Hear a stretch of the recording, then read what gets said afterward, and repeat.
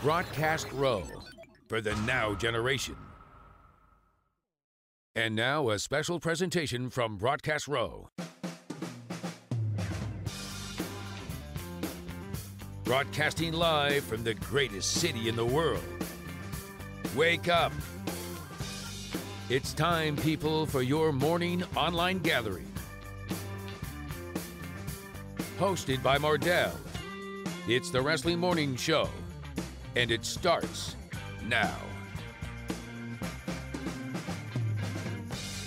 Okay, good morning, everybody, and welcome to the Wrestling Morning Show.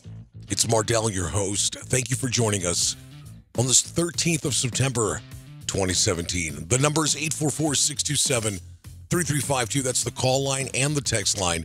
We want to hear from you throughout the entire show. Obviously, follow us on Twitter at Live Morning Show. Facebook, you can stream live at The Wrestling Morning Show. The website, thewrestlingmorningshow.com, has all the information. Or you know what? Feeling frisky? Download the app. App's available in iTunes and Google Play. Well, the much anticipated Vince McMahon return did not disappoint by no means. It was awesome last night to see the 72-year-old CEO and chairman of the WWE inside the ring with one of the very best in the business, and that, of course, is Kevin Owens, as they build towards Shane O'Mac and Kevin Owens at Hell in a Cell. Let's go back and refreshing your memory from about less than 12 hours ago. Vince, one of the best promos he has given. We've seen him in the ring. He's kind of stumbled in the past. They're in Las Vegas, Sin City. Now, last night, obviously, the other things to talk about were some of the titles that were on the line. One, of course, changed hands. We'll get to that in a matter of moments. It is 9:07 Eastern Standard Time. Thank you for joining us. We're going to listen to some audio from last night. I tell you what, Vince did a great job. As I mentioned, Kevin Owens, one of the very, very best in the business. We're going to be very excited to see Shane O'Mac and Kevin Owens inside that ring for Hell in a Cell. This joins automatically Shinsuke and Jinder Mahal, and we'll get to that later on in the program. Anything you guys want to talk about? Phone lines are open. Text line is available. It's 844-627-3352. It's the Wrestling Morning Show. Let's listen to Vince and Kevin Owens right now in Las Vegas.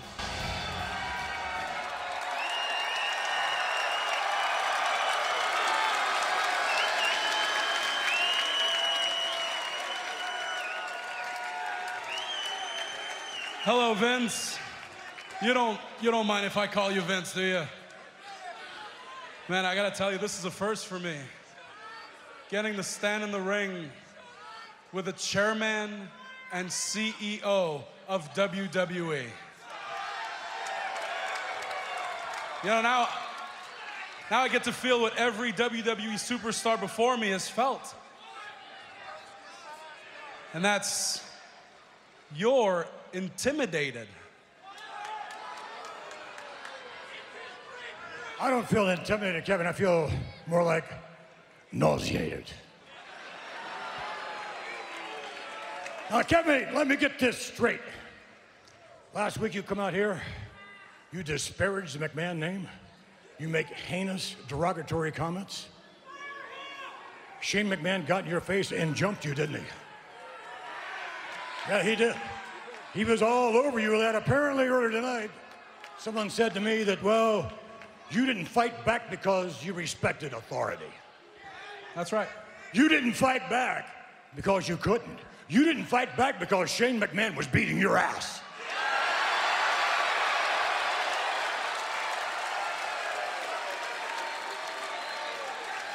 Respect authority? Kevin, when you look in the mirror, how do you have any respect at all? Oh, yeah, big, bad, courageous Kevin Owens. I'm not going to fight back. What am I going to do? I'm going to sue.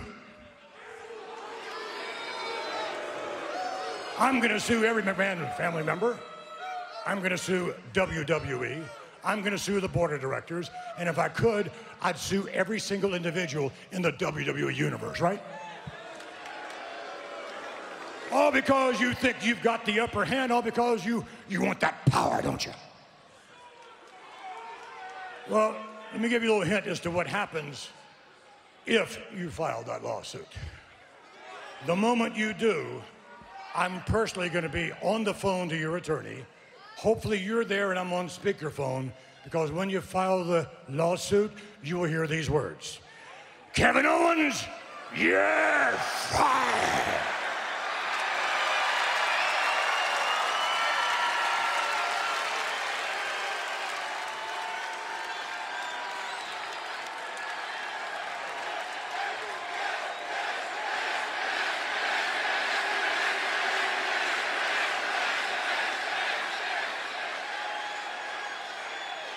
So go ahead and file your lawsuit, Kevin. Do you have any idea at all, of how many lawsuits I've been in, how many courtroom battles I've been in? Do you know how many I've lost, Kevin? Not one.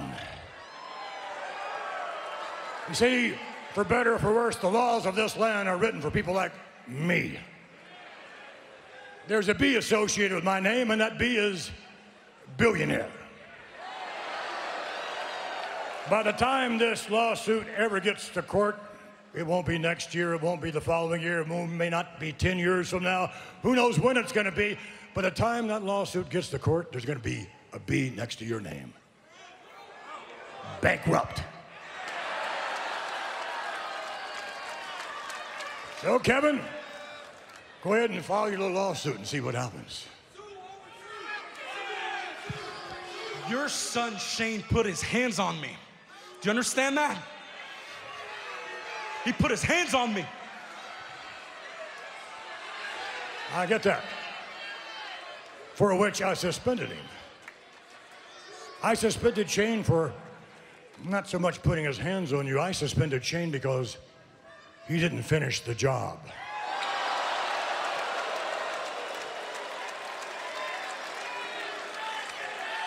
See, I suspended Shane because what he didn't do, he didn't hit you so hard down through your throat that he didn't pull out your liver and showed it to you. I suspended him because he didn't kick your ass so hard your bowels would be plopped all over the floor. I suspended him because he didn't pummel you in the face so badly he wouldn't be able to determine the front from the back. That's why he was suspended. Not because he's an authority figure. Because you made disparaging remarks about his family, my family. You got what you deserved. But not yet. No, not yet, because you know what? I'm going to reinstate Shane. He's going to have the opportunity to do everything I just said and more, because there's not going to be a lawsuit. There's going to be a match.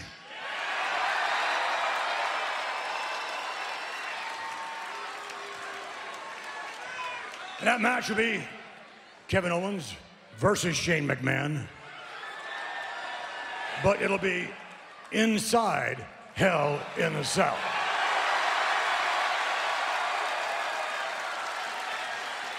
So finally, obviously, we knew this was going to happen even well before SummerSlam. It becomes official with Vince McMahon coming out, confronting Kevin Owens, reinstating Shane O'Mac. You're listening to the Wrestling Morning Show. Going back and listening to some audio from 12 hours ago. All right, me and Shane, Hell in the Cell, fine. But I need you to promise that I'm not going to get fired after I beat your son senseless.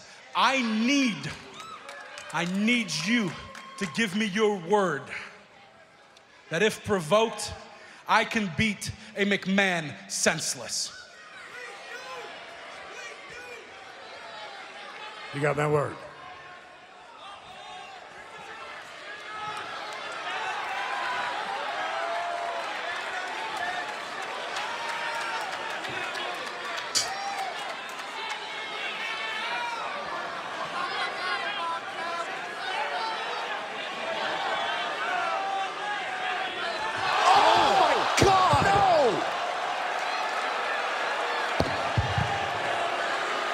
If there was any doubt that headbutt was a work, some sort of staged move, absolutely not.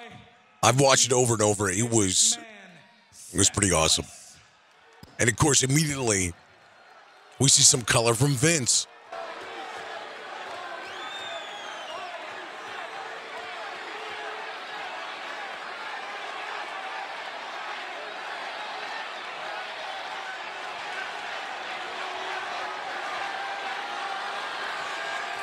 Oh, no.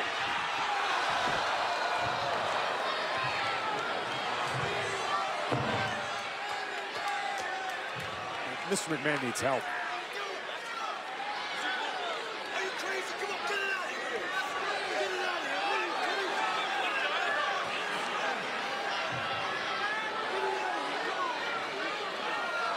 Oh my God! You know, the entire time I'm thinking Vince loves this stuff. He loves taking bumps. Brings back some great memories of the Attitude Era and all the bumps that Vince took. Now, granted, he was in his late 40s, early 50s at the time. These officials need to do something now. The entire time I'm thinking, do we see a powerbomb? Do we see the pop-up? Mr. McMahon is hurt bad. I mean, one of the highlights, obviously, not only Vince taking the bumps, just seeing Vince in general. And, of course, the cell that comes on later on. And then he goes and Kevin Owens, as soon as he pops right back up, gives him a kick right in the face. And he's connecting on it as well. So then Kevin Owens goes to the top rope, gives him the splash. And then Vince continues to sell the ribs. And then we see Stephanie. Stephanie, obviously, in attendance for the Mae Young Classic. We'll get to that momentarily. SmackDown was quick. It was quick last night. It was 2 hours went by very quick.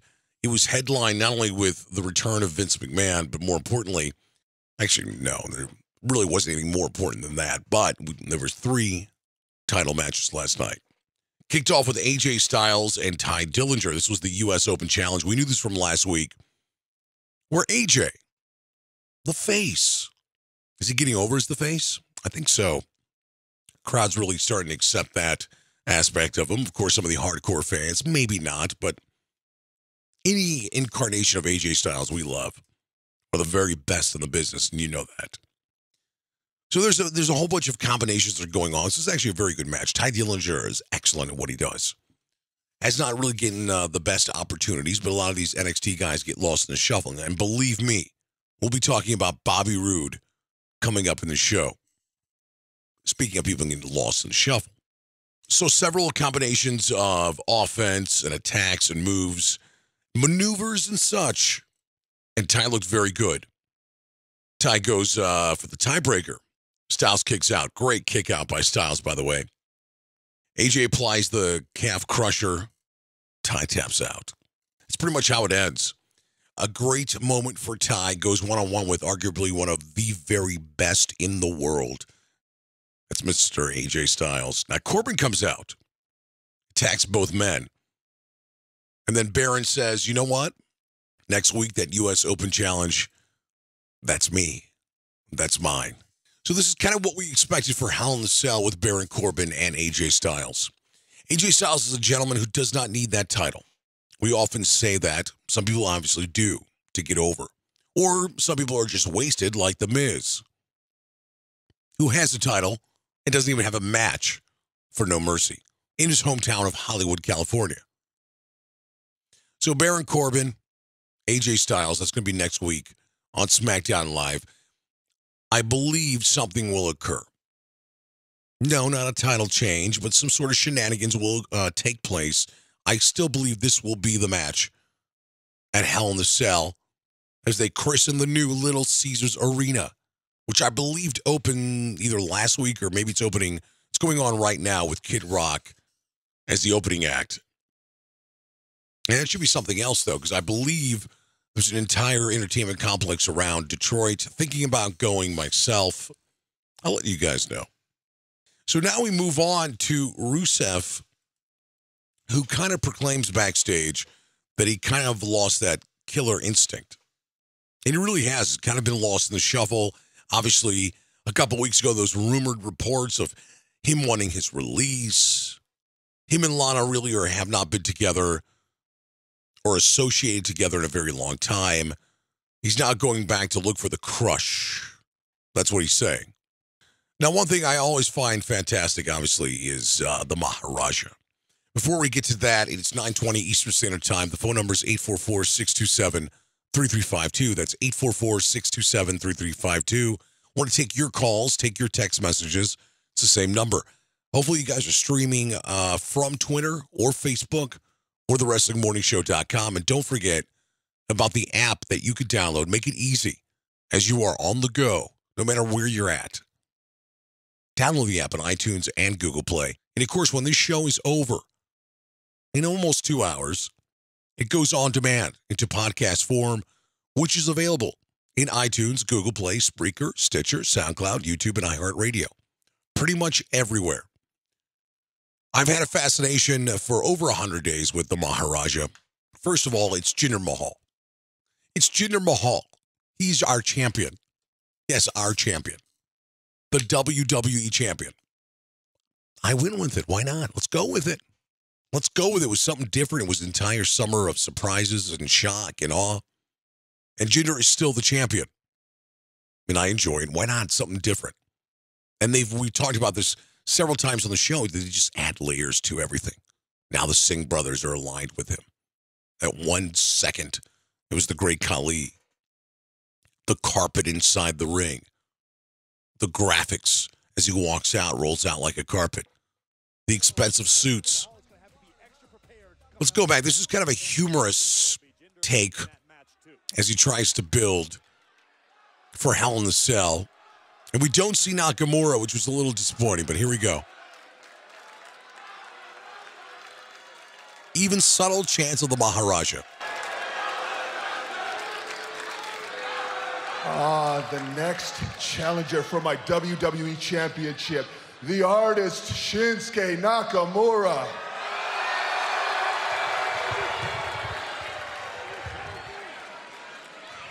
Such a wealth of experience, a charisma and energy never seen before in the WWE.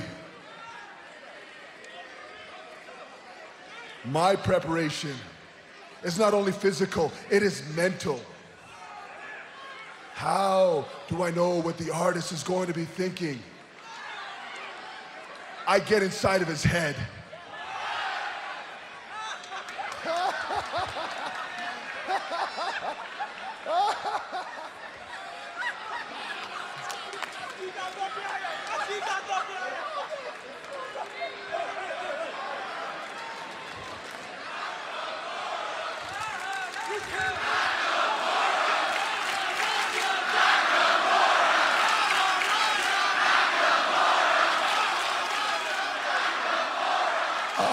The artist. What do you see when you see this image? Do you see inspiration? Do you see motivation? What I see is constipation.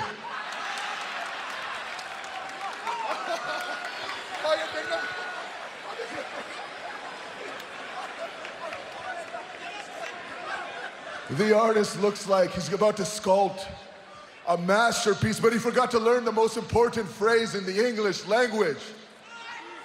Where is the bathroom?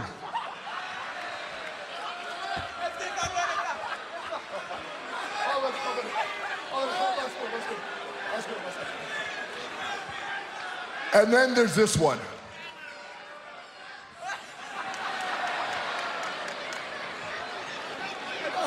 This right here is Shinsuke Nakamura when he's listening to Michael Jackson thinking, what can I rip off next?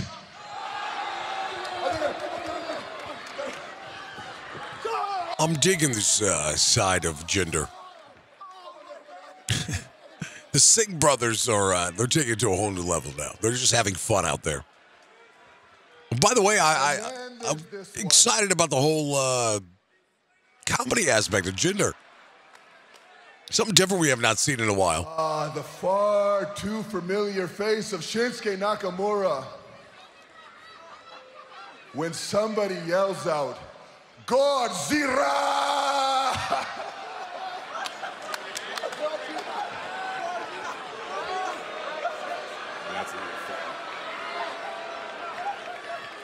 Are you laughing? Are you seriously laughing at what I'm saying? This is exactly what I'm talking about. This right here is the American way. Anything that I have just said, you people have already thought. Shinsuke, you do not want to hold this WWE Championship, because if you do, these people will treat you the same way that they treat me. They will chant USA when you're trying to speak.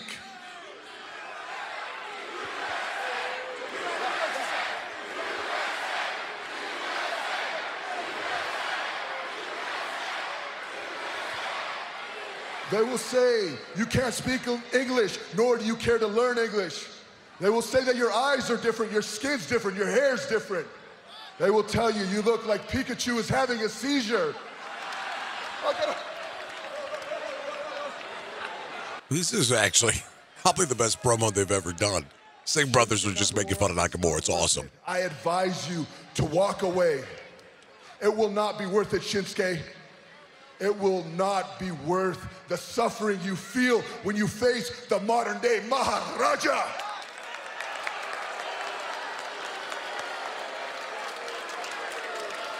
At Hell in the Cell, now in Punjabi. Shinsuke Nakamura, tu kuch nahi Jinder Mahal de muqabale ch, kuch nahi Maharaja de muqabale de vich, karke sada de lay Raj karuga Raj. WWE Champion, Jinder Mahal. Just every week, just when we think we're going to get sick of the Maharaja, it turns out that we enjoy this. At least I do. I think I might be in the minority of this, to be honest.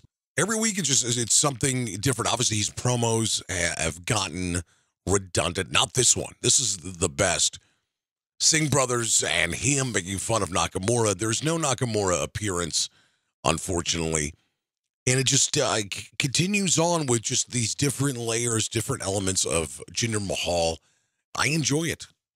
Why not? I do believe, though, and I'm not going to make this official right now, I think this is the end of the Maharaja for this run. But he's proven to be a very good heel. And I respect that. He's a very good heel. It's 9:28 Eastern Standard Time. Hopefully you could join us. The number is 844-627-3352. Let me know how your morning is going. Where are you, by the way? Let me know. Are you at work? Are you still in bed? Are you just getting in? Are you in the West Coast just getting in right now? I want to give a shout out to everybody in the United Kingdom. Of course, it's about 3 or 4 o'clock over there right now. And, of course, everybody else in the world who could be listening. A big shout out to everybody in Australia. I know I have some Australian followers on Twitter and people who have listened to the show in the past. We got a lot of show coming up. We're going to continue on talking about, of course, SmackDown, the impact that's coming up. We're going to talk about Dolph Ziggler. Once again, I'm the only person that I think enjoys what Dolph is doing, and I kind of understand it.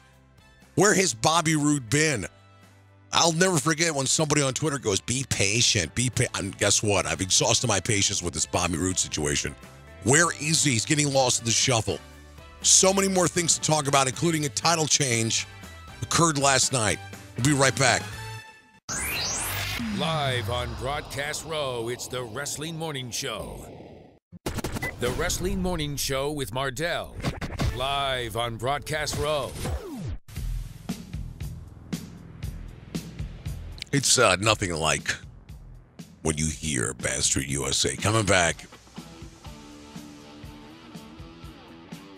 It is 9:31 Eastern Standard Time. It's the Wrestling Morning Show. This is Mardel. Yes, I'm your host. Every Tuesday and Wednesday, 9 a.m. Eastern. Also coming up very soon, we'll have some special episodes surrounding No Mercy and, of course, Hell in the Cell. The phone number is 844-627-3352. You could stream from Twitter. We always have a link. We always have a link on Facebook. Join us on Facebook at The Wrestling Morning Show. And, of course, the website, thewrestlingmorningshow.com, where you could stream live and get all information about the show as you need. We are presented by Broadcast Row. That is a network that provides this show. We got the code break coming up in the second hour with Brent Coder. Got a lot of insight. We'll probably recap SmackDown, of course, talk about some stuff we forgot to talk about when it comes to Monday Night Raw. And we'll talk about the future of what's going on. So we continue on now with some title changes. New Day and the Usos. I'm a huge Uso fan. I like exactly what they've been doing. I like the heel Usos. They're all in black. They even have their catchphrase down since day one-ish. I enjoy their shirts, thinking about getting their shirts at some point. Also, not to mention they have one of the best themes. So last night they go against the New Day. Now, these are for the tag titles. And these are guys that have stolen the show every time they've gone on. And they have fought. And they're making everyone look good in this. So we got the New Day, we got the Usos. Now, this is a Las Vegas street fight last night. Now, when they announced to the world that they were going to have 3 title matches on SmackDown, I thought for sure there could possibly be a title change. All eyes on SmackDown, why not? People realized what was going on with Shane McMahon and Kevin Owens, the fact that Vince was going to appear. Of course, there was extra eyes on there. New Day, Usos. This was the match of the night. There was nothing that probably even came close to this. I don't think there was even a match that even tried to get close to this. There weren't a lot of matches last night. There was a lot of talking. And the talking wasn't bad, don't get me wrong. They steal the show. They always steal the show. Now, Kofi and Big E represent New Day. Xavier, well, he's hurt, but he was mandated to go backstage. It's a street fight. It's Las Vegas. While they connect the midnight hour on Jimmy Uso, and it's over. And New Day wins the tag titles. I believe it's their 4th tag title. We're going 2.5 years? 2.5 years together, maybe? Please don't quote me on that. This is an excellent rivalry. They complement each other very well. I only imagine there's going to be another rematch in Hell in a Cell, as it should be. This is one of those feuds I don't mind.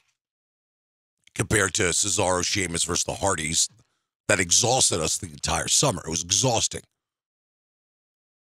But this, every time they go out, it's something special. I think that they are friends, obviously, behind the scenes. They probably talk a lot more. They probably plan a lot more, take more chances. The Usos have elevated their game. The New Day elevates their game every time they face off each other. And I enjoy it. It's actually great television. It was the best match last night. That's not saying much. There weren't that many matches. Now, granted, AJ and Ty. Anytime those two competitors wrestle, it's always a good time. I think they wanted to have people talking and buzzing and tweeting and trending, of course, and that's why the title was changed. I think the next evolution, tag championship in Hell in a Cell. Why not? And I mean the actual structure. It's amazing when people get so excited about Hell in a Cell, but visually it's somewhat tough to look inside when they shoot the camera angles. Yes, we all want to see it as a fan. Now, I've seen Hell in a Cell live in person, and yes, it's annoying. It's a little awkward. You pay all this money, and you're trying to look through a fence. So then you strain your neck looking at the Jumbotron the entire time, seeing what's going on inside. But congratulations to the New Day, nonetheless. I do love the momentum of the Usos this entire summer, and hats off to them. It is tough to transition. They've been baby faces for a very long time. The epitome of the baby faces with the paint and the colors and the cute catchphrases. And the kids were buying in. Now finally the adults are wearing the day one-ish t-shirts. So I'm curious how this unfolds. I can only imagine, like I said, Hell in the Cell. I'm curious what you guys think. The number's 844-627-3352. Now we move on to the third match, Natty versus Naomi. Now, of course, Carmella is at ringside, and she's with James Ellsworth on a chained leash. Very comical. Last week, we talked about how good Carmella's getting. She's not only getting better inside that ring, she's getting better on that microphone. Now, granted, she's a natural athlete, but It's not been very long. She's been wrestling, but she's getting better. Give her time. Try to stand out either inside the ring or on that microphone. Right now, on that microphone, now that character of Carmella starting to get better. I enjoy it. She's getting better inside the ring. Now she has some new gear. Plus the added bonus of having James Ellsworth, who is a heel magnet. Now, causing a distraction, Naomi jumps from the top and jumps right on Carmella and Ellsworth. Now, of course, Natty sees the opportunity, brings her back inside the ring, gets her in the middle, puts on the sharpshooter. Naomi taps. Natty retains. There we go. So at this point, it's before 9:30 Eastern, so it's 90 minutes into the show. And they've had their 3 matches. And all title matches. And we're still waiting for Vince McMahon. Okay, so Breezango, nowhere to be seen. We find out later they're on 205 Live. We're going to play some audio from that coming up later in the show. Where is Bobby Roode? I'm sure he had something going on. I tweeted out a couple weeks ago. Do we worry? Do we start to worry about Bobby Roode and his booking? The level of excitement for Bobby Roode was there. Made his glorious entrance into SmackDown. They were trying to kind of get him over and explain who he was to the casual fan. They did not. They failed miserably at that. You got a guy who's 40 years old. His song, his entrance theme is more over than half the roster. He's a guy who could go in the ring, a guy who could talk at the microphone. Why are we not utilizing him? I don't know. Is he getting lost in the shuffle? Is he getting lost in the shuffle like so many NXT superstars? There's only been one to make an impact on his debut. That's Kevin Owens. The only one. What about Fit? No. What about Nakamura? Absolutely not. Nakamura, lost in the shuffle. Man's doing promos with a mouthpiece for the first 3 months he was on. And then, of course, we have some of the mid-carders that we knew were going to be mid-carders. Tyler Breeze took him forever to finally find the right gimmick for him. The list goes on and on. Bobby Roode's a special talent, but he's getting lost in that shuffle. So now we got the Dolph segment. Another thing that I'm critical about, first of all, I love it, but I get criticized for it. I like what he's doing. He's pissing people off. But more importantly, his message is he's a wrestler. He's the very best in-ring performer. And to be honest, of his generation, he might be telling the truth. He is the best in-ring performer of his generation. I would put AJ Styles above him. He's phenomenal. He gets criticized, of course, for the oversell, the no gimmicks, the lack of ability on that microphone. But now he's becoming more of the real him. The guy was born and raised to be a wrestler. Was a wrestler in college. Was a huge fan growing up. This is what he wanted to do. There was no plan after college. The plan after college was to go straight and become a professional wrestler. You have to respect that. All right, let's take a listen to our good friend. Yeah. So last week I came out here to show you that these so-called elaborate entrances are nothing, done by wannabe supposed superstars who couldn't lace my boots. Simply put, I am the greatest in-ring performer in WWE history. So I shouldn't need an elaborate entrance for your affection so you would think I'm a star. But you know what? You only associate an elaborate entrance with being a star. So you know what? Fine. Is that it? Now what?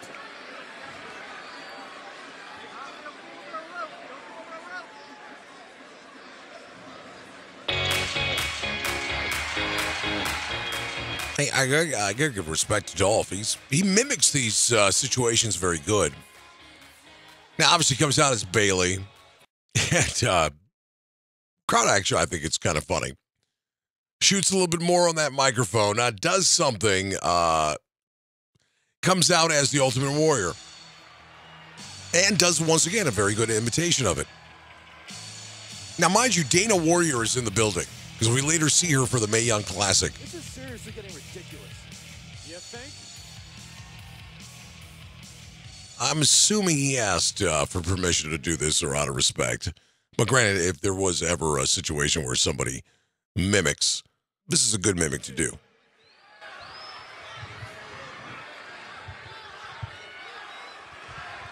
Tassels, face paint, sprinting to the ring, blow-up dolls, running like an idiot. And this is what you think makes a star!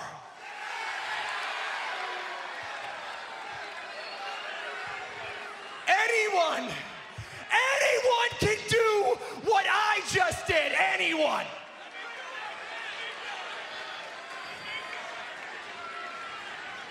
But no one can do what I do in this ring. No one!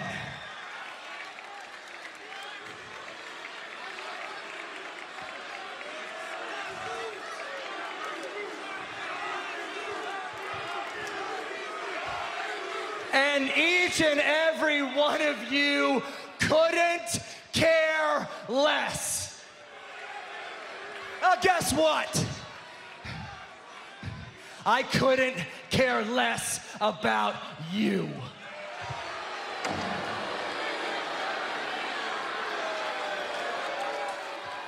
He's building the heat. I enjoy this from Ziggler. I'm the only one. Finally, he's getting some natural heat. He has not received this type of heat since early on in his career with Vicky Guerrero. You guys remember that, don't you? Now, while he was out there, the crowd was chanting Bobby Roode. Ironically enough, as we were talking about Bobby Roode not too long ago, this would be perfect. But unfortunately, who wins in this situation? Do we give it to Bobby Roode because obviously he's more of the fan favorite? Maybe expected. No matter what, somebody's getting buried in this situation. It's unfortunate, especially with these two guys. I'd love to see these guys go. These guys could go in the ring. And I think Dolph would be excited about it, to go one-on-one with somebody who could handle their own. So after the Dolph segment, it's the Hype Bros versus Benjamin and Gable. That's what they're calling it, Benjamin and Gable. Shelton Benjamin's 42 years old. He's outperforming everybody in there. This was obviously something they touched upon months ago, and we really have not seen the Hype Bros in a while. Mojo and Zach, they may not be on the same page. Zack Ryder obviously was injured for a very long time, came back, forced upon the tag team situation with Mojo again to form the Hype Bros. I still think, and I've said this many times on the show when everyone says, we got to turn them heel. Usually a cop-out, or they have not thought out about certain things or anything creative. But in this situation, why not? Zack Ryder has exhausted everything. He's been around a very long time. I would speculate 8 or 9 years now Zack Ryder's been around. A young man, him and Kurt Hawkins. Part of Edge's little entourage. Both had long hair at the time. He's exhausted everything possible when it comes to Zack Ryder, the Long Island IZ, the Hype Bros, all that stuff. Let's try something different. That's a good opportunity. Not only that, he turns his back on his friend, Mojo Rawley. Mojo obviously elevates to being a face. I'm not the biggest Mojo Rawley fan in the world, but does have very good demeanor. When he's on the microphone backstage, knows how to talk. He's toned down the whole hype persona when it needs to be.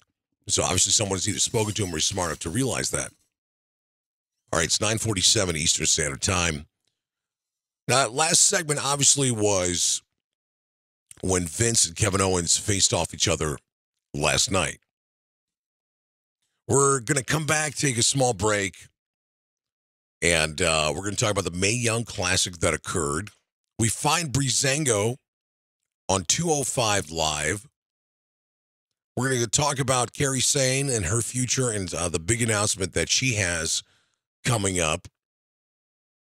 Talk about the 4 horsewomen of the MMA, and of course, the 4 horsewomen of the WWE. Talk more Hell in the Cell. We'll talk No Mercy. Talk pretty much anything you guys want to talk about. We also got the code break coming up in the second hour with Brent Coder. That should be interesting. Always going to have fun with him. Keep it locked right here. It's the Wrestling Morning Show. We'll be right back.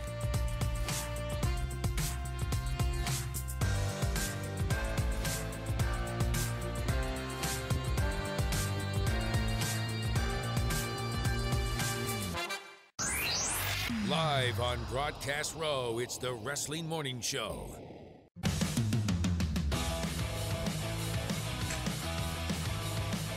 Okay, it's 10:12 Eastern Standard Time. You're listening to the top of the hour replay. The number's 844-627-3352. That's 844-627-3352. We have a lot more to talk about on this program today. We're entering the second hour. Give us a call, give us a text. Now, last night was the Mae Young Classic. It did not disappoint. They had legends there, obviously, first and foremost at the commentating booth. Lita, good old JR, who, by the way, congrats to his Sooners this past week. Lillian Garcia was a special guest announcer. We saw people like Beth Phoenix. So many other dignitaries, Alundra Blaze, Shayna Baszler, Kairi Sane. It was a good match. Great match. It was a wrestler versus specialist last night, and the wrestler won. A diving elbow from the top, and she pins Shayna. Kairi Sane, good job. Not only that, there was a special announcement last night. We're going to go ahead and listen to this very special announcement. What is next for Kairi Sane? But it was just announced by Triple H that at the next NXT TakeOver in Houston, you will be competing for the NXT Women's Championship. So how are you feeling about that announcement? Yes. I'm very surprised and very excited for the opportunity. I want to be next NXT Women's Champion. I'll do my best. Oh, wow. Thank you so much. Well, we are looking forward to seeing what you accomplish in NXT, and thank you so much, Kairi Sane. Congratulations. Thank you. Okay, so TakeOver Houston. Kairi Sane. She's going to have her opportunity. This is pretty good. And Funaki's in the background, by the way, which was awesome. Anytime he could be in there, it's just fantastic. Also last night, we know the whereabouts of Breezango. They appeared on 205 Live. They obviously didn't have enough time for them on SmackDown. Let's go and listen to this where Drew Gulak is in the ring. That's right. Interrupting is rude, and it doesn't allow someone to get out their thoughts on what you're doing inside the ring. Are you Speaking of interrupting, Nigel. Who is that? Come on again. What are these sirens? Did he get in trouble last night out on the street? Stop.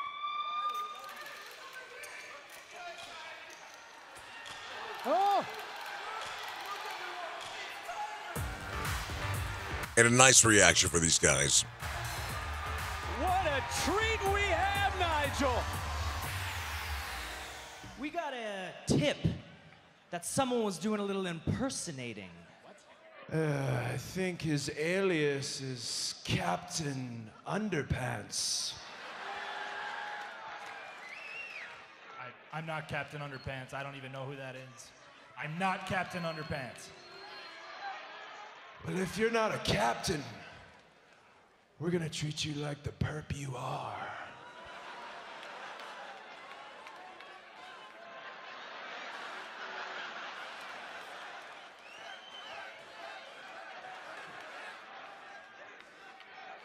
Hey, look, man.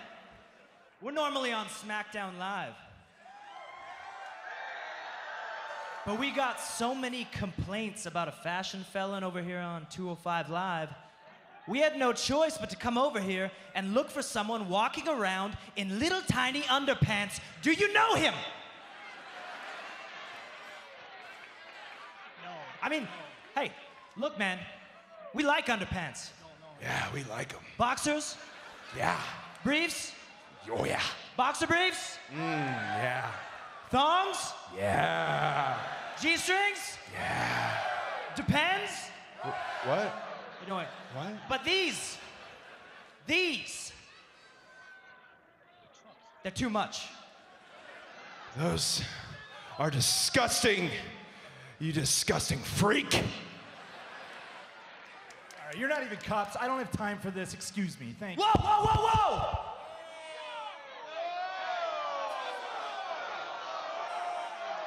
Do you want to add assaulting a fashion officer to your charges?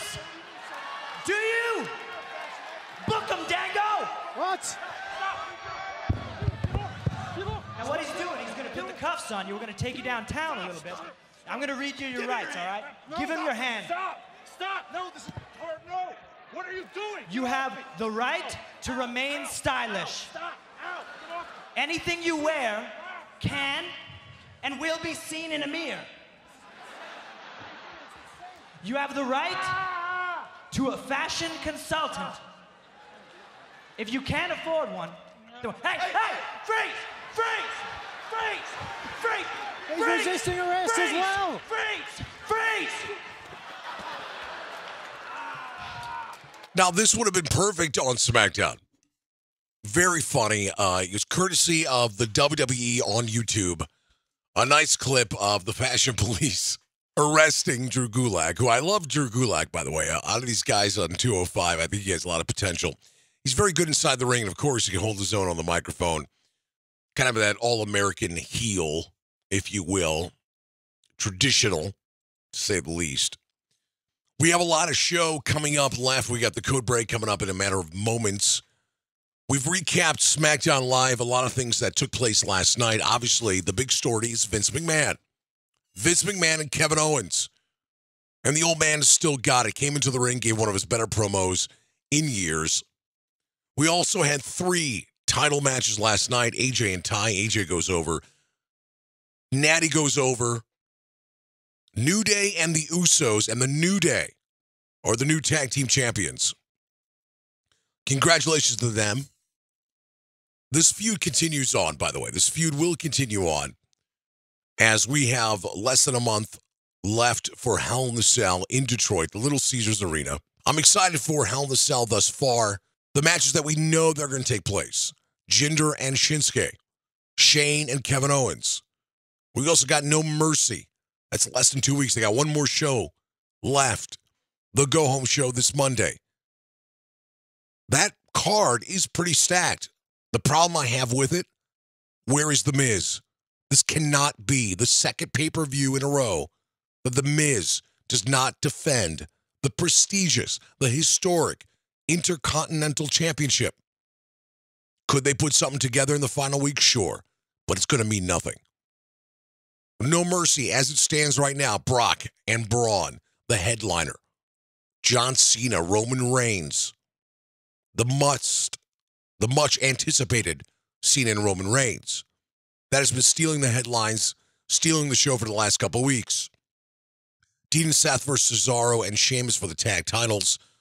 The Fatal 4-Way for the Raw Women's Championship. Alexa, Sasha, Nia, Emma. Of course, we have Finn and Bray Wyatt. And Neville and Enzo for the Cruiserweight Championship. So this coming Monday should be very exciting. You know what's also very exciting? We have a very special guest on the program right now. It's the Code Break with Brent Coder.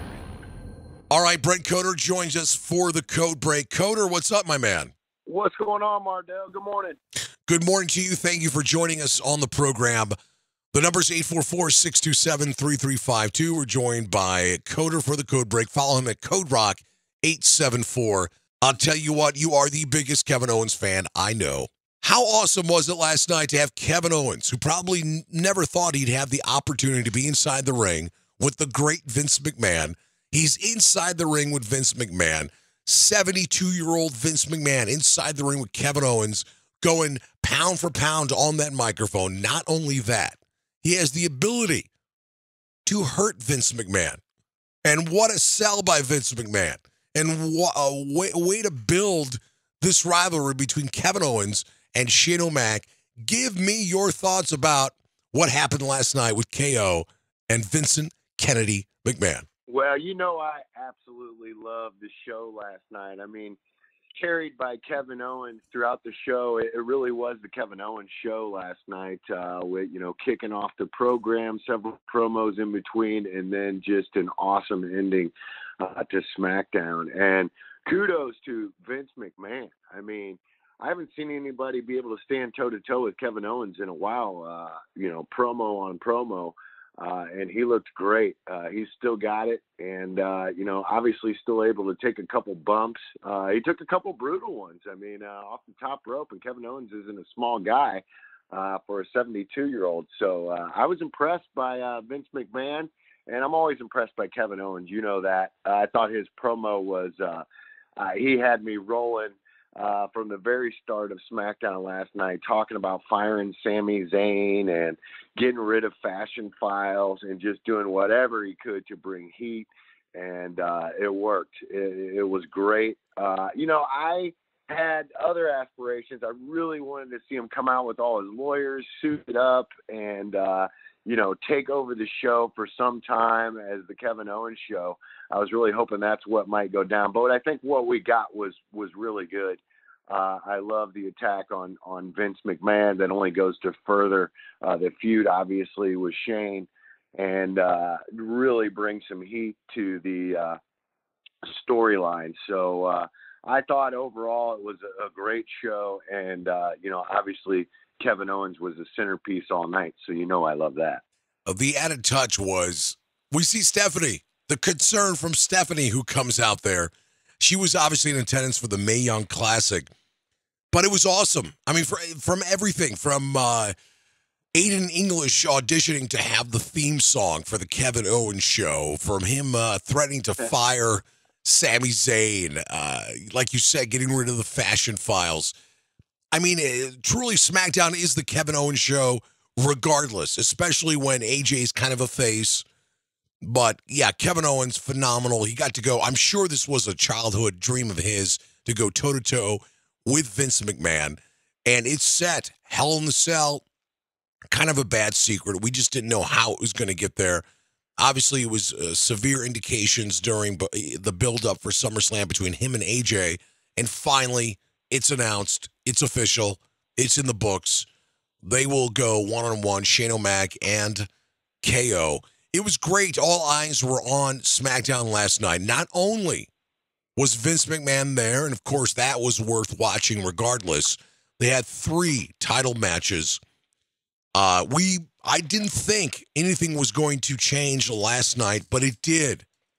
And that was New Day and the Usos. Every time these guys go out, it's just been phenomenal matches. It was a street fight last night. It did not disappoint. I'm a huge Uso fan.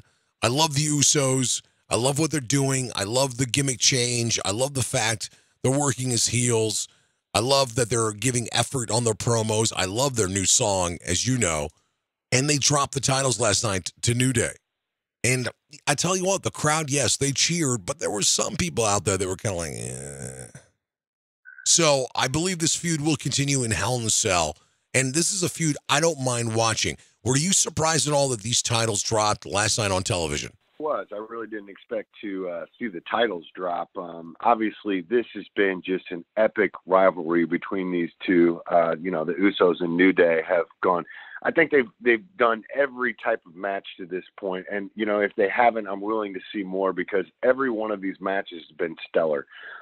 Every time that these two square off, it's the best match on the show. I thought it was. There were some good matches on the show last night, so they had some competition, but it was right up there, if not the best. And over the course of the last couple months, that's been the case. I could watch these guys every week, and we've been fortunate to be able to do that. I really didn't expect the titles to drop, but I'm okay with it. A little bit of back and forth. They've traded the titles now twice, and that may happen again. But there's really not a lot of other tag teams out there on SmackDown. There's only a few others, and I don't know that they're ready for the belts. I mean, these are the 2 premier tag teams, And like I said, I could watch this every week. Good stuff from both teams. Okay, so we also saw Naomi and Natty go at it. Two very good wrestlers, as we all know. I'm a huge Naomi fan. Natty obviously deserves it. She's paid her dues. I didn't think there was going to be a title change, and there was not. Obviously, the distraction caused by Carmella and Ellsworth as Naomi jumped off the rope, attacked them. That was awesome. And then, of course, Natty was smart enough to bring Naomi in and apply the sharpshooter for the tap out. I'm digging Carmella. I'm digging this whole evolution of Carmella. It's much needed. They need someone to step up to the plate, and she has. She has a new attire now. The whole James Ellsworth storyline got a little stale after Money in the Bank. Now he's on a leash. Now it's a little bit more exciting. I've enjoyed that. Obviously, this feud will continue. Something's going to go on with Hell in a Cell. They got a couple more weeks to kind of build this. And then we saw AJ versus Ty Dillinger. We knew there was probably no way AJ was going to drop this, especially with Corbin looming in the background. It was a great match by both competitors. AJ obviously prevails. And then Corbin comes out and attacks both men and declares that his U.S. Open Challenge will be next week. I cannot imagine that's changing hands as well. Would you assume that the big payoff is going to be Hell in a Cell, Corbin, AJ Styles for the title? Certainly looks that way, man.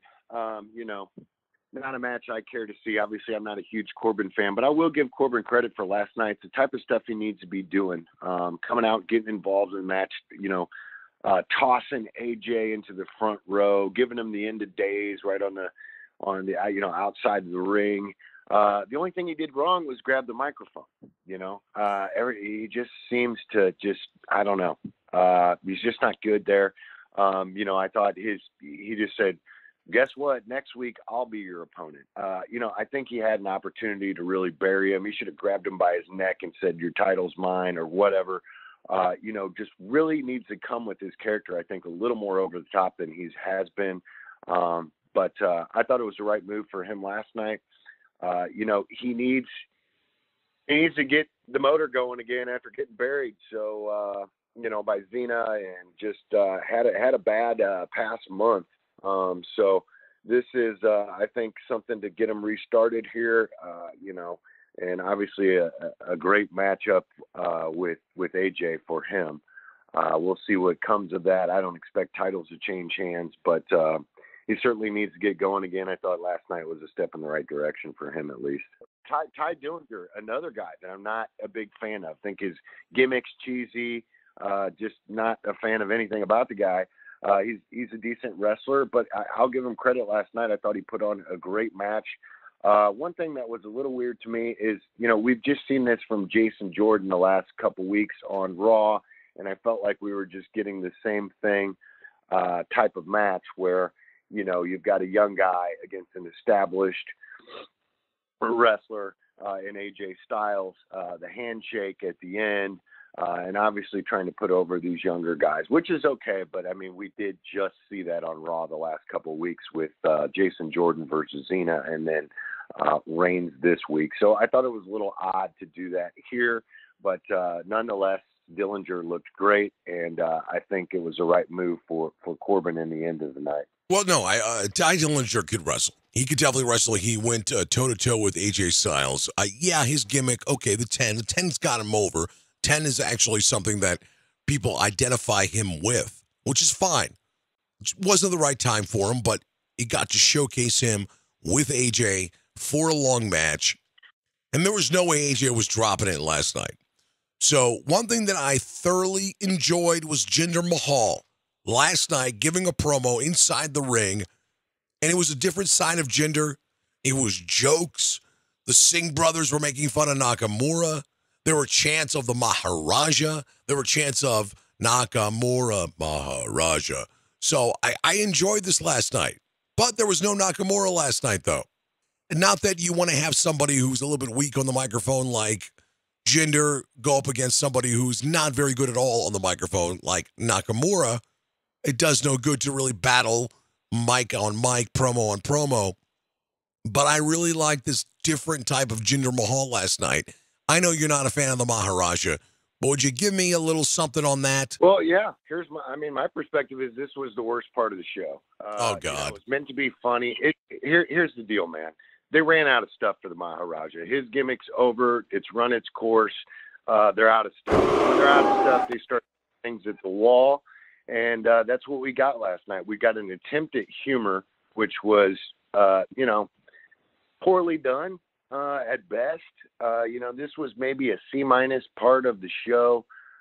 Just wasn't into it. I'd rather see a vicious, Maharaja. I'd rather see the guy sitting up in the skybox and, looking down on everyone else. I just feel like this gimmick's run its course. When it comes down to segments like this, and maybe it was just the execution. Maybe it was poorly executed. Maybe it was just, like you said, you got two guys that just aren't great on the microphone. Maharaja being much better than Nakamura, obviously. But I'm just not feeling the humor angle when it comes to his character. And really, the whole time I sat through it, I was just thinking, man, they've run out of stuff. This is it. We're definitely going to see the title change hands, and there's nowhere else to go with him because, we've been seeing the same type of promo from the Maharaja for, the better part of the last couple months. Really not a lot of difference, a couple celebrations, him in the skybox, but I think they've run out of stuff for him, and it really showed last night with that segment. I just didn't get the humor involved.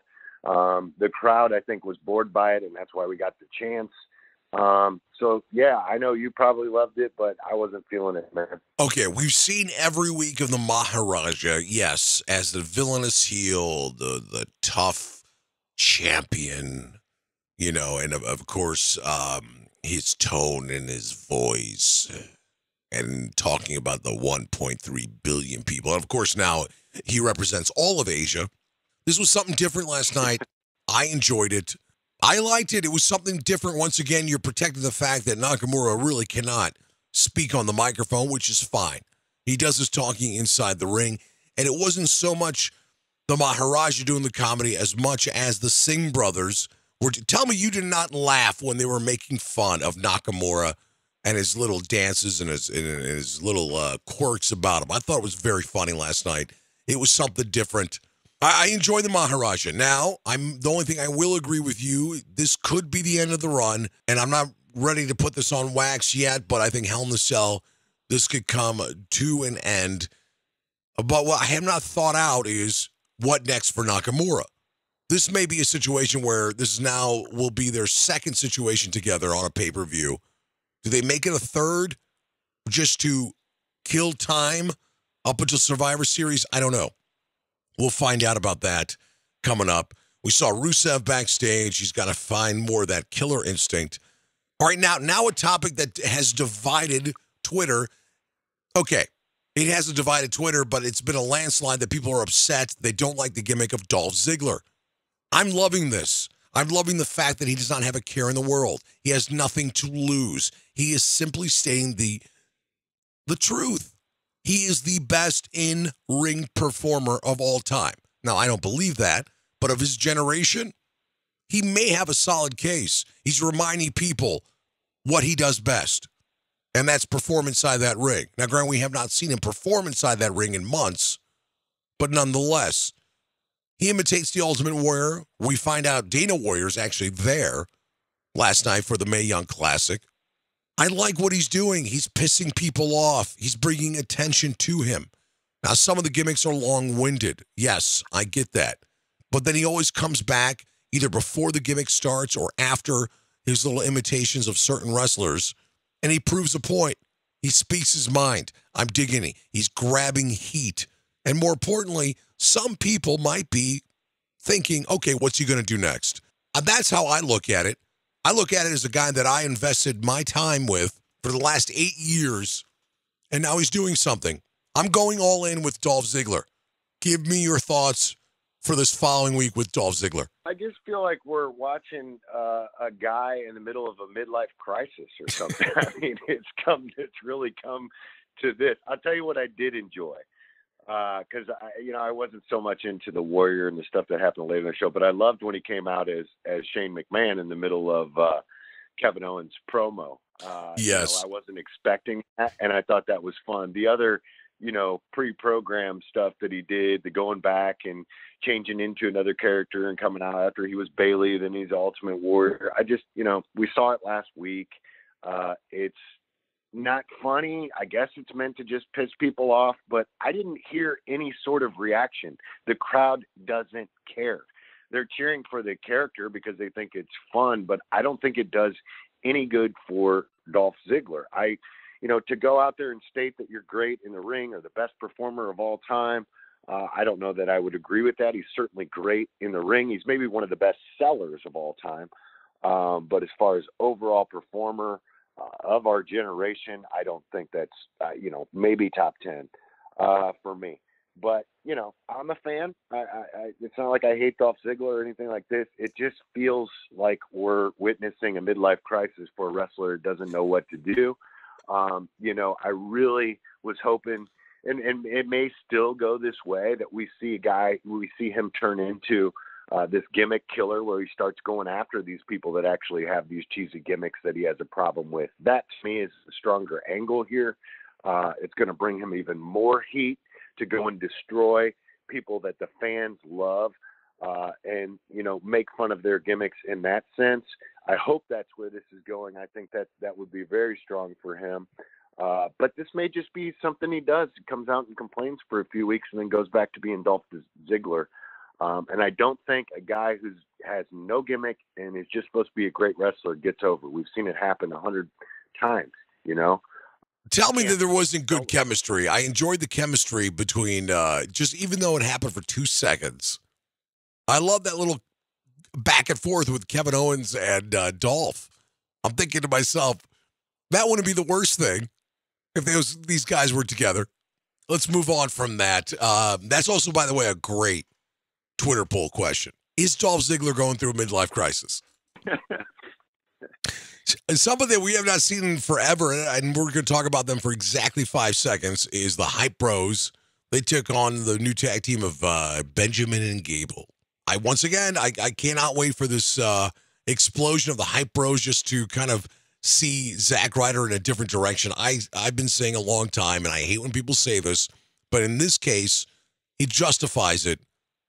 Turn Zack heel. You're going to try something different. We've never even seen an inclination, an ounce of Zack Ryder being a heel of any sort. He's exhausted everything.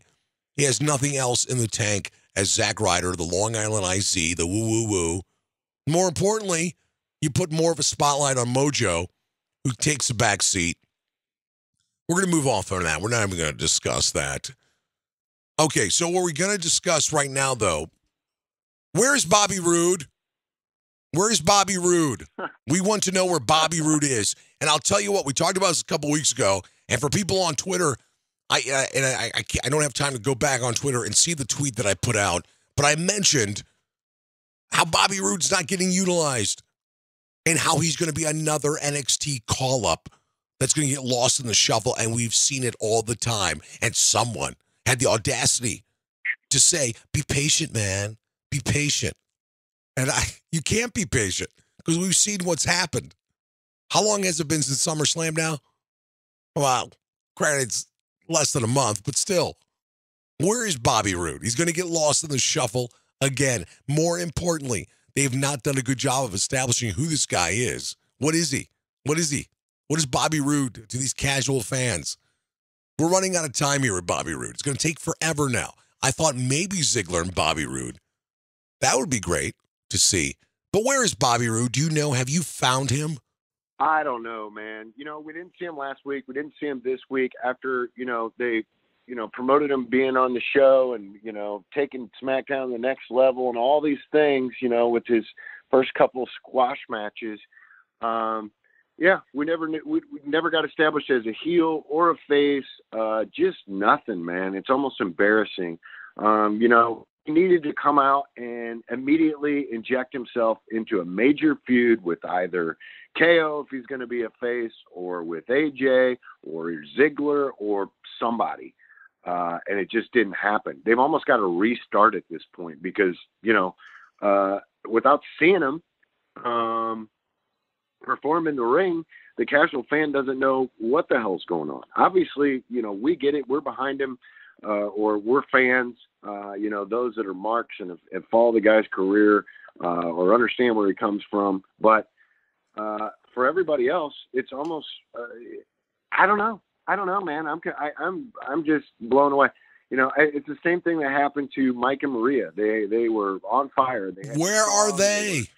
Great promos. Where the hell are they? Where the hell is the Fashion Files? Sami Zayn has just become a backstage clown. He doesn't even get in the ring anymore over the past few weeks. Well, actually, he was in a match just a couple weeks ago, but lost to Aiden English. I mean, there's some real talent that's sitting on the sidelines right now.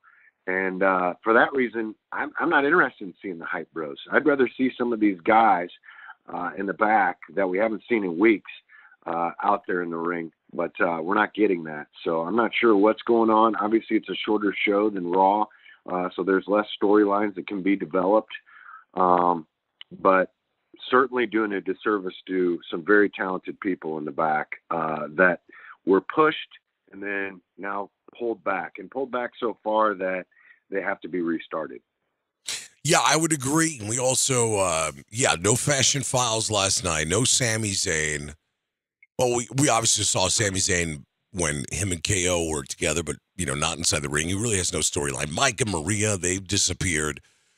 So I guess they have a plan. Who knows if they have a plan or not? We don't know. Cannot second guess them. Just when we think we do, they surprise us. Now, Fashion Files actually ended up on 205 Live with a very, very funny segment, a segment that would have been phenomenal if it was on SmackDown. It was the Fashion File, Breezango and Drew Gulak. Well, actually, one of the few people I actually enjoy at 205 Live. So if you have not seen that, go to YouTube or the network where they have a clip of it. Let's move on to some other topics here. Let's go back and revisit a Monday Night Raw. Let's go back in time. One thing that you brought up off the air to me was when Twitter was blowing up last night or 2 nights ago about the empty shots of the arena with Roman Reigns, as he mentioned, in association with the fact that ticket sales are great, sales are through the roof, and you found that funny. Bring that to light to me. He was saying, he told John Cena that he's like, I've been selling out, arenas the last couple of years, and you're here one week and gone the next or whatever. And then immediately people started posting on Twitter pictures of a half empty stadium in Anaheim Monday night, which I found very humorous because almost half the arena that was not on the camera side was empty. And there was a lot of retweets and funny stuff going around about that comment that Roman made. And you can kind of see if you watch it back, Cena has this smirk on his face because he knows as soon as he said it and you look around, the arena's half full. So I don't know whether that was because there was a Chargers game that night. It was the first Monday Night Football, or Anaheim just isn't, it's not the biggest wrestling hotbed, so to speak. But I found that pretty funny. No, it was, you brought that to my attention. I thought it was pretty funny as well. By the way, it's the best rivalry going, maybe the best rivalry in months, if not about a year, between those two guys. So excited for No Mercy.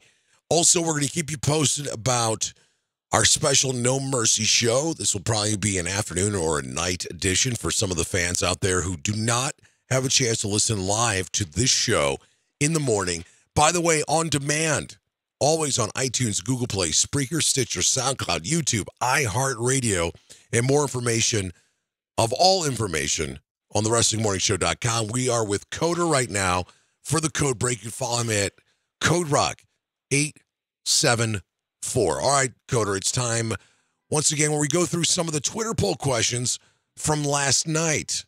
Very excited about this. Posted some questions, got immediate feedback. Only have a few of them. What has been the highlight of the week from both brands? Very simple. What has been the highlight of the week from both brands?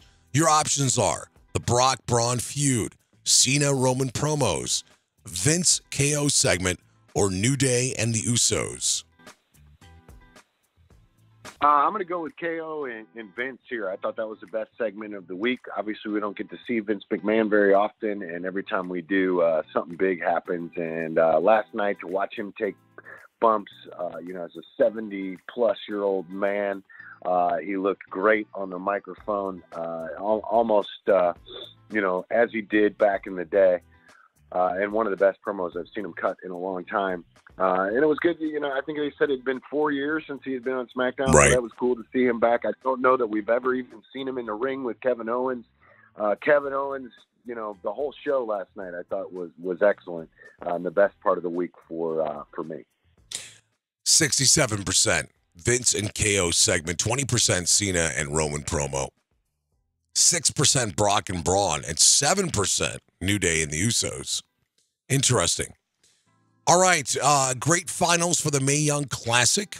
Now, on the flip side, what has frustrated you the most from this past week?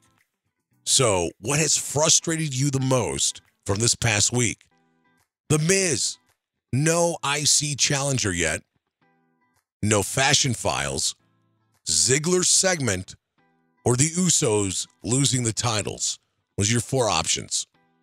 What has frustrated you the most?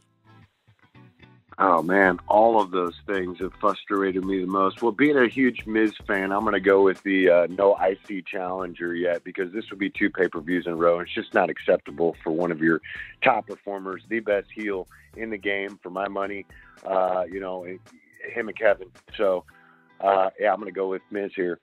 40% agree with you. Miz, no IC challenger. Second is at 28%, Ziggler's segment.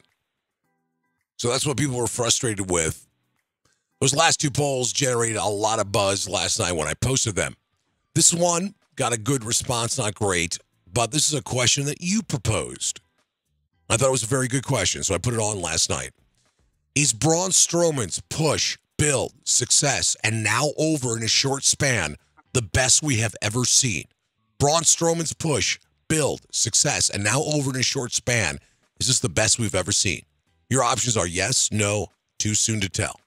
I'm going to go with yes, but I will, I don't know ever, if you think about guys like Goldberg and his build where he's 172-0 or whatever the hell he ended up being. That was a crazy mega push that may never be topped.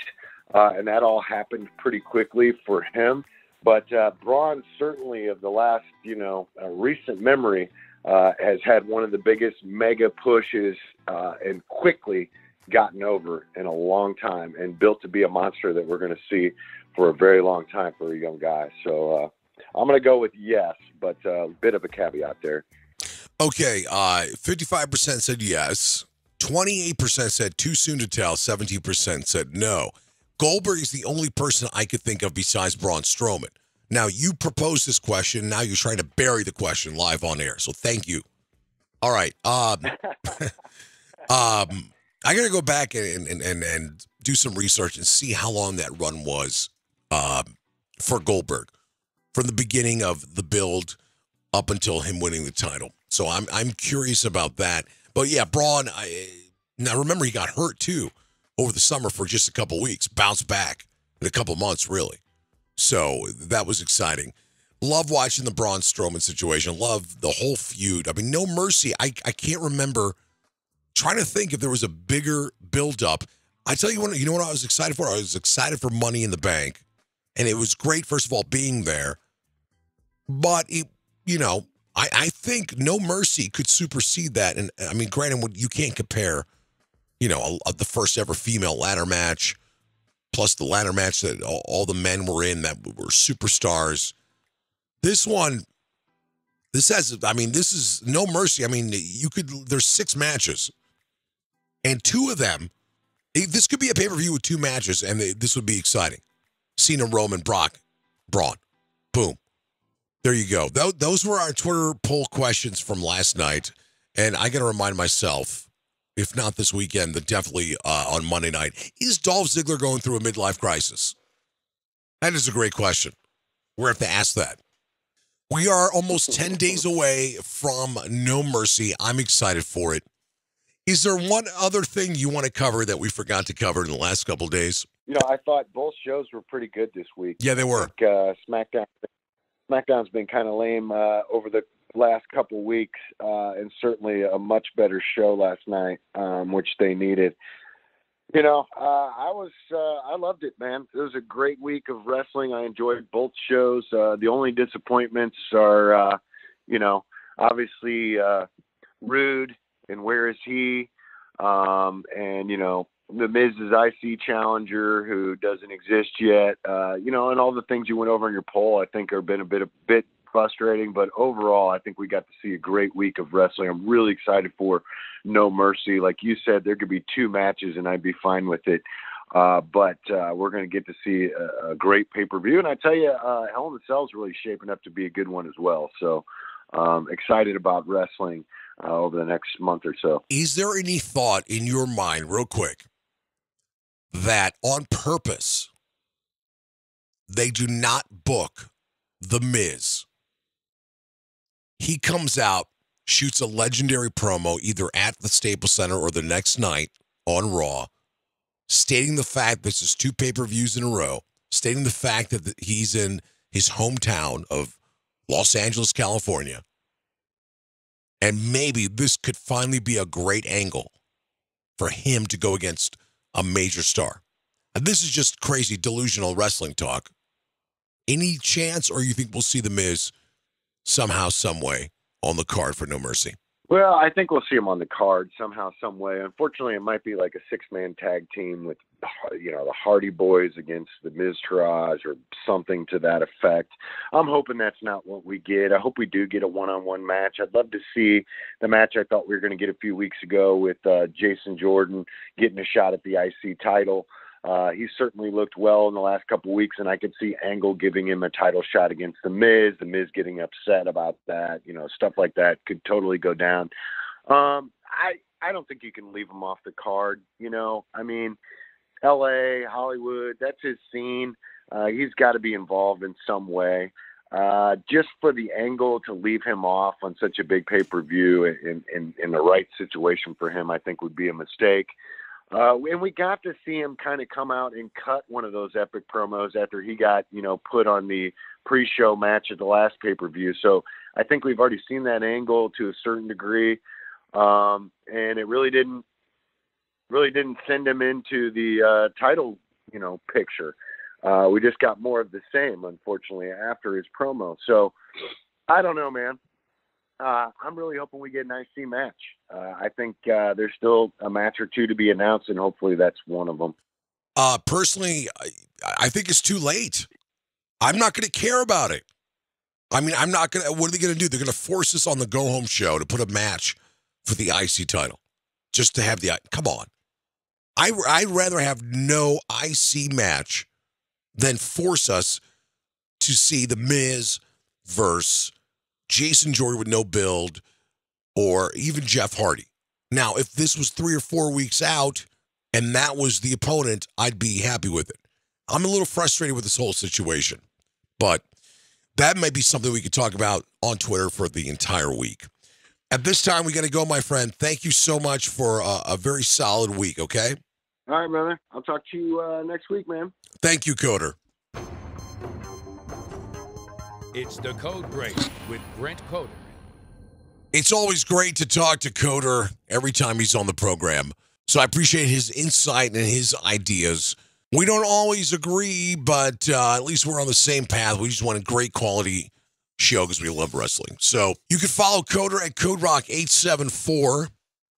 That's where you can follow him. He's a very interesting fellow.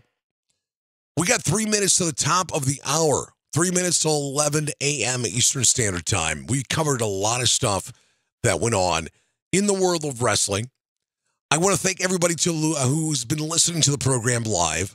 Of course, we go on demand, and when we go on demand, I'll be posting, obviously, through Spreaker. through SoundCloud. It'll be on Stitcher, YouTube, iHeartRadio. You can also subscribe to the podcast in iTunes or Google Play. So you can always listen if you want. We always edit the show, take out the commercials, take out some of the replays, and you just have a good time listening to the program. You guys ever want to contact me? You can leave a voicemail on the hotline number, 844-627-3352. We will talk to you guys live next week, Tuesday morning, and of course, Wednesday morning at 9 a.m. So everybody who is listening out there, thank you guys for supporting the show. It really means a lot, as you guys know. I want to thank everybody at Broadcast Row, the network that provides this show, everybody behind the scenes that helps the show get to where it needs to be. Once again, I want to thank Brent Coder for all he does on the program. Ladies and gentlemen around the world, thank you for listening, and be good.